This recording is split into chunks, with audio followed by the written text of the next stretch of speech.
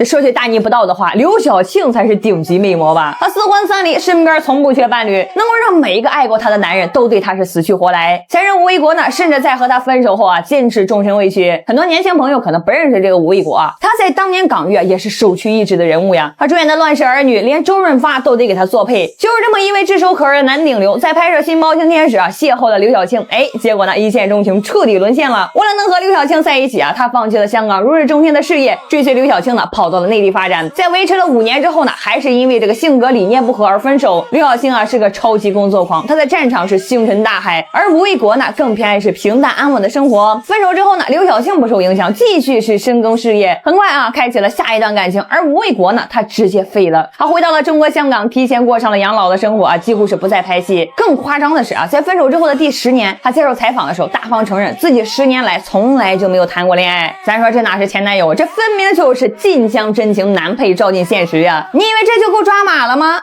不是的啊，跟刘晓庆的第2任丈夫陈国军比起来啊，这吴卫国的痴情啊都只能算是开胃小菜。这陈国军啊是这个刘晓庆拍摄电影《心灵深处》时的导演啊，两人相识的时候呢，陈国军呢是有妇之夫啊，但是为了刘晓庆呢，他毅然决然的选择了离婚。两人同居3年之后呢，才补办了手续。然而呢，好景不长啊，就在刘晓庆拍摄这一部让他封神的《芙蓉镇》的时候呢，他又和同剧组那个初出茅庐的小奶狗姜文擦出了火花。这段3角恋东窗事发后呢，陈国军直接杀到了剧组，他暴揍了这个姜文一顿，甚至呢还搬来了煤气罐啊，威胁要和刘晓庆同归于尽。但是即便愤怒到这种地步啊，他也是不舍得对刘晓庆说出一句重话。而离婚之后呢，他虽然说气不过啊，出了一本名叫做《我和刘晓庆不得不说的故事》的书，大爆俩人隐私，把刘晓庆骂的是狗血淋头。可几10年之后啊，当俩人在节目上世纪和解的时候呢，早已白发苍苍的陈国军呢，却当着全国观众的面对着刘晓庆深情表白：如果有一天我要离开这个世界，我最大的愿望就是拉着你的手，你是我唯一用全身心爱过的人。这叫什么事儿？咱说啊，前夫哥们啊，你们是组团来给刘晓庆上分的吗？咱说啊，当然了，最重量级的还得是她的现任丈夫王小玉。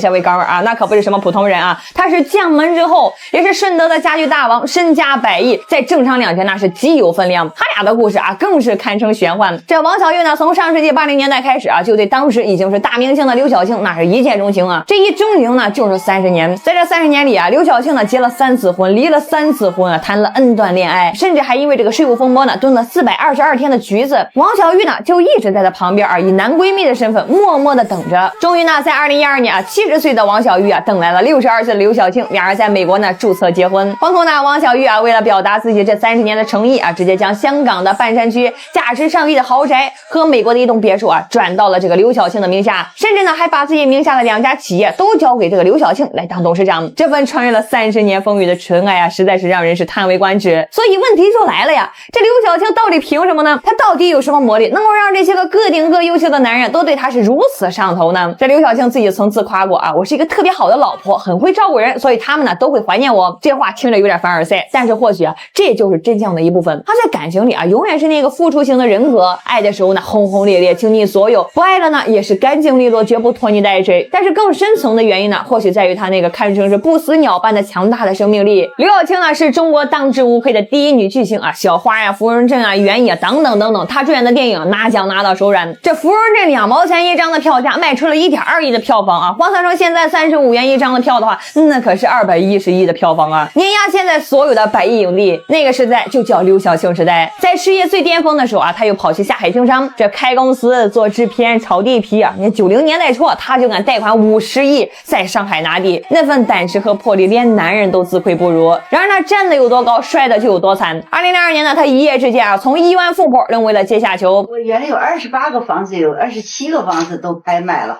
然后充公。这场灭顶之灾换做任何一个人啊，恐怕都得垮了。但是刘晓庆不愧是庆奶，即便在这种境地之下呢，她依旧是坚持锻炼和学习，为日后东山再起再做准备。而她的前男友姜文呢，也为她是四处奔走啊，为她请来了最好的律师团队。这份前任情谊也成了日后的佳话。经历了这一遭呢，她身无分文，负债累累。为了还债呢，她放下了所有的影后身段啊，重新做回了横店龙套，只要给钱，什么戏她都接，哪怕是只有几句台词的小配角。所以你看啊，刘晓庆这个女人，她身上有一种极其可怕的生命力，她像是一株向日葵，永远向着太阳野蛮生长。你可以打倒她，但你永远无法打败她。这份从不向命运低头，永远是越挫越勇的顽强和通透，或许啊，才是她身上最致命的魅力。男人为什么会爱上她呢？年轻的时候啊，或许是爱上她的美美貌和名气，而到了中年呢，则是爱他那份能够将所有苦难都踩在脚下，活色生香的劲儿。他就像是一坛年份最足的烈酒，出场的时候呢，或许会觉得呛啊，但是一旦爱上就会上瘾，一辈子都戒不掉。一个女人最顶尖的魅力啊，从来就不是年轻貌美，而是在经历了所有的风霜雨雪之后，依旧能够昂首挺胸，笑对人生的那份从容与坚韧。